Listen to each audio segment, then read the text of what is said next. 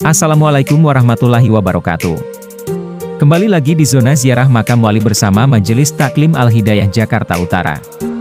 Kali ini zona ziarah makam wali edisi Wali Songo.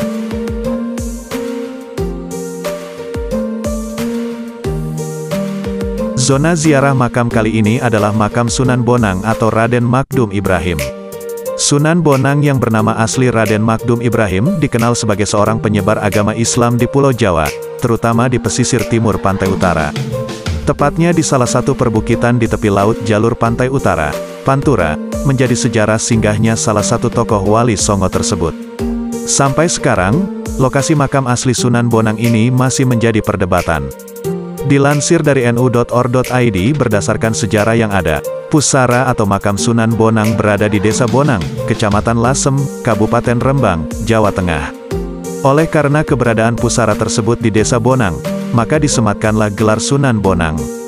Sementara itu, ada klaim lain bahwa pusara salah satu tokoh Wali Songo tersebut juga ada di Pulau Bawean, perairan Jawa Timur dan juga Kabupaten Tuban, Jawa Timur. Di Kabupaten Tuban, makam Sunan Bonang tersebut berada di belakang Masjid Agung Tuban, dekat dengan Astana Masjid yang mungil. Sedangkan di Pulau Bawean, makam Sunan Bonang pun ada di beberapa lokasi. Jadi di mana letak tepatnya makam asli Sunan Bonang Sang Waliullah tersebut berada? Desa Bonang, lokasi makam Sunan Bonang di Kabupaten Rembang menjadi pusat ziarah. Namun dua lokasi pusara lainnya di Kabupaten Tuban dan Pulau Bawean juga sering didatangi peziarah yang ingin mendoakan arwah Sunan Bonang. Sunan Bonang, Magdum Ibrahim, Sunan Wadat Anyakrawati adalah putra keempat Sunan Ampel dari Nyai Ageng Manila Putri Arya Teja, Bupati Tuban. Menurut Bababat Risaking Majapahit dan Babat Cirebon, kakak-kakak Sunan Bonang adalah Nyai Patimah bergelar Nyai Gedeng Panyuran, Nyai Wilis atau Nyai Pengulu, dan Nyai Taluki bergelar Nyai Gedeng Maloka. Adik Sunan Bonang adalah Raden Kasim yang kelak menjadi anggota Wali Songo dan dikenal dengan sebutan Sunan Derajat. Sunan Bonang lahir dengan nama kecil Raden Maulana Magdum Ibrahim. Diperkirakan lahir sekitar tahun 1465 Masehi. Selain mempunyai 4 saudara seibu, Sunan Bonang juga memiliki beberapa orang saudari dari lain ibu. Di antaranya adalah Dewi Murtosiah yang diperistri Sunan Giri dan Dewi Murtosimah yang diperistri Raden Patah. Nama Bonang berasal dari suku kata Bon plus Nang sama dengan Babon plus Menang sama dengan Baboning kemenangan sama dengan induk kemenangan. Bonang juga nama sebuah desa di Kabupaten Rembang.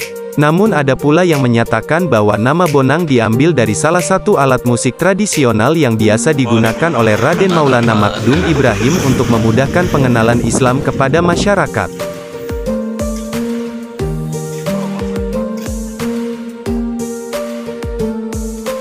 Sanad ilmu dan pendidikan beliau mengembara menuntut ilmu. Sunan Gunung Jati mewarisi kecenderungan spiritual dari kakek buyutnya, Jamaluddin Akbar Al-Husaini, sehingga ketika telah selesai menimba ilmu di pesantren Syekh Datuk Kahfi beliau meneruskan pembelajaran agamanya ke Timur Tengah. Babat Cirebon menyebutkan, ketika Pangeran Cakrabuana membangun kota Cirebon dan tidak mempunyai pewaris, maka sepulang dari Timur Tengah Sunan Gunung Jati mengambil peranan membangun kota dan menjadi pemimpin perkampungan muslim yang baru dibentuk itu setelah uaknya wafat. Guru-guru beliau Jamaluddin Akbar Al-Husaini Syekh Datuk Kahfi. Raden Maulana Magdum Ibrahim dan Raden Paku pulang ke Jawa setelah lama belajar di negeri Pasai. Raden Paku kembali ke Gresik dengan mendirikan pesantren di Giri sehingga terkenal sebagai Sunan Giri. Sementara itu, Raden Maulana Magdum Ibrahim diperintahkan Sunan Ampel untuk berdakwah di Tuban. Suatu ketika Sunan Bonang berjalan di hutan dan dihadang oleh Raden Mas Said atau berandalan Lokajaya. Raden Mas Said hendak merampok Sunan Bonang yang membawa sebuah tongkat berlapiskan emas.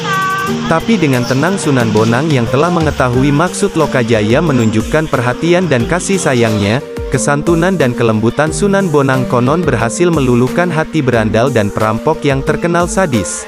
Bentakan dan sikap kasar Lokajaya yang menyuruh Sunan Bonang memilih harta atau nyawa, menjadi kesempatan Sunan Bonang untuk menenangkan Lokajaya. Perkataan Sunan Bonang ini akhirnya disambut dengan suasana hening dari Lokajaya yang kala itu belum memeluk agama Islam. Pria yang nantinya menjadi Sunan Kalijaga ini mencoba meresapi kata-kata Sunan Bonang. Saat itulah, Sunan Bonang kembali bertanya apakah Lokajaya masih membutuhkan harta benda. Lalu Sunan Bonang dengan tongkat di tangannya menunjuk buah aren yang ada di sekitarnya sembari mengatakan, lihat itu lebih banyak emas. Atas izin Allah dan karomah Sunan Bonang, buah aren itu berubah menjadi kemilauan emas. Emas itu tampak lebih banyak dibanding dengan tongkat yang sebenarnya diincar Lokajaya. Melihat kejadian itu di depan matanya, Raden Mas Said langsung menyatakan diri memeluk agama Islam dan bersedia berguru kepada Sunan Bonang. Sunan Bonang pun berujar, sabarlah dulu anakku. Kamu membutuhkan pisau ini? Oh gampang, nanti aku berikan. Tapi sebelumnya aku ingin bertanya siapa namamu nak? Mengapa kamu datang dan langsung bertindak kasar seperti ini? Ingatlah nak, orang tuamu itu orang yang taat. Sunan Bonang memiliki keistimewaan memimpin dan bergaul dengan masyarakat. Bakat ini menunjang tugasnya untuk meneruskan dakwah ayahnya, terutama dalam bidang seni budaya. Oleh karena itu Sunan Bonang lebih banyak menggunakan seni dan budaya sebagai media dakwahnya. Melalui berbagai unsur kesenian beliau tanamkan roh Islamiyah baik yang berkenaan dengan akidah hukum maupun etika. Sunan Bonang banyak menggubah syair lagu gending dengan tema tauhid, ibadah, akhlak, kisah-kisah Nabi. Sunan Bonang jugalah yang menggubah gamelan Jawa seperti yang ada sekarang. Beliau menggubah gamelan Jawa yang saat itu masih kental dengan estetika Hindu dengan gaya lebih baru dan menambahkan instrumen bonang. Dengan begitu, berangsur-angsur terkikis bermacam jenis kepercayaan dan adat istiadat lama yang menyesatkan dan tumbuh bersemi akidah dan ajaran Islam yang menjanjikan kebahagiaan dunia dan akhirat. Sunan Bonang menggunakan kebudayaan Jawa yang sudah lama ada, untuk menarik perhatian masyarakat sekitar. Hal ini bertujuan untuk menanamkan ajaran agama Islam tanpa harus mengubah kebiasaan dan juga unsur budaya yang telah ada sebelumnya. Beliau memanfaatkan kesenian rakyat berupa permainan gamelan bonang dan juga pertunjukan wayang. Gamelan bonang adalah salah satu alat kesenian daerah berbentuk bulat lengkap dengan benjolan di tengah yang terbuat dari kuningan. Alat kesenian ini dibunyikan dengan menggunakan kayu kecil yang kemudian akan menghasilkan suara merdu. Bila Sunan Bonang memainkan gamelan bonang ini, akan menghasilkan suara merdu yang enak untuk didengarkan. Sehingga masyarakat akan sangat senang jika beliau memainkan gamelan tersebut. Sunan Bonang memiliki bakat dalam bidang seni yang tergolong tinggi. Beliau menciptakan berbagai lagu sebagai pengiring dalam pertunjukan wayang. Dalam lagu tersebut selalu diselipkan ajaran agama Islam dan juga 2 kalimat syahadat. Dengan cara ini akan memudahkan masyarakat sekitar dalam menerima ajaran agama Islam dengan mudah dan tidak adanya paksaan sedikit pun. Setelah itu, beliau akan mengajarkan Islam lebih mendalam lagi. Pada pertunjukan wayang yang beliau mainkan, selalu disematkan ajaran Islam dan juga kalimat zikir untuk membuat masyarakat sekitar selalu ingat dengan dunia akhirat. Beliau sangat mahir dalam memainkan wayang hingga membuat masyarakat terbius dengan pertunjukannya. Saat itu, beliau memainkan wayang dengan kisah Pandawa dan Kurawa yang terkenal dengan ajaran Hindu.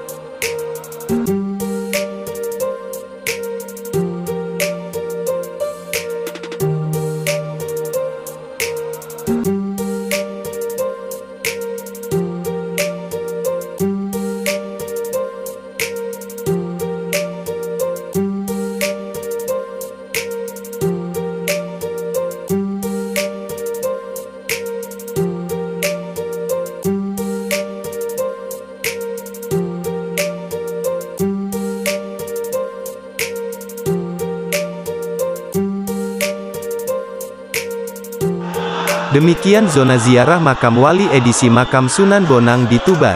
Saksikan terus kelanjutan episode-episode Zona Ziarah Makam Wali berikutnya. Terima kasih. Assalamualaikum warahmatullahi wabarakatuh.